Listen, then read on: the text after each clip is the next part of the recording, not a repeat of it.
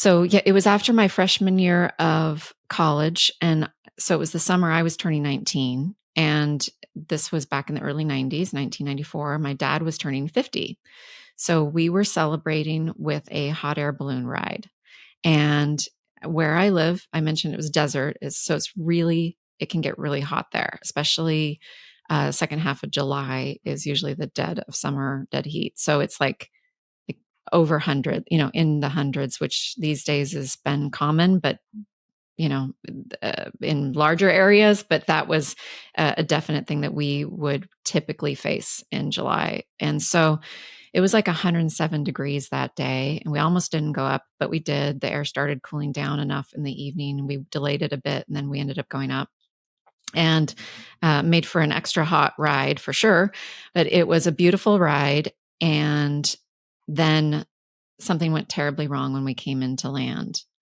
And we literally had a bumpy landing in the sense of the basket bounced and the quote unquote pilot, you can't really fly these things. I don't know if anybody who's listening has actually been on a hot air balloon or paid attention to actually how they work, but there's no steering wheel. There's no, Right. You don't fly these like you do a plane. It's a matter of controlling the heat, the air, the flaps. And so we hit the ground. He told us, brace yourselves. We're going to hit hard. And we hit the ground and bounce back up.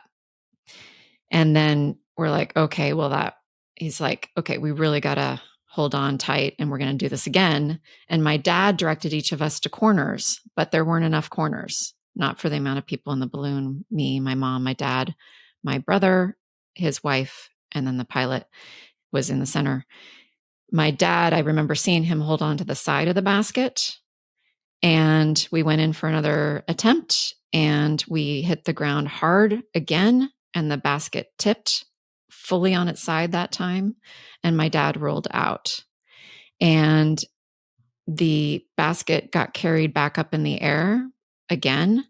And his foot got wrapped up with one of the cords, and he ended up getting drug about the length of a football field through farm fields, and also suspended in the air, hanging upside down by his ankle. And I remember looking over the edge of the basket and seeing him hanging there.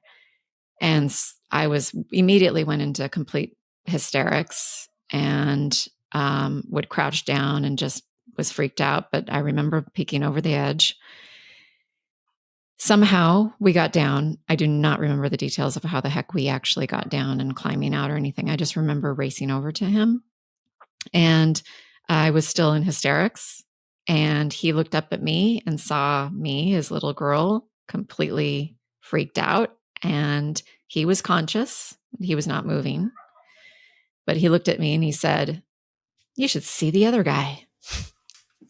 So unbelievable.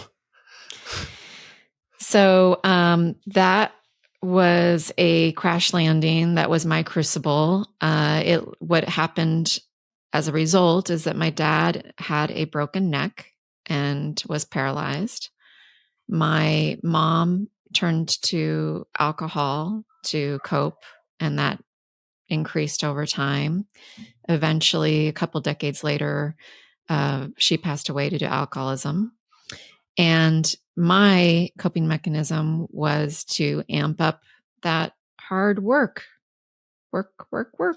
be busy, head down, and stuff aside some of the emotions that I, would eventually surface and needed to be dealt with.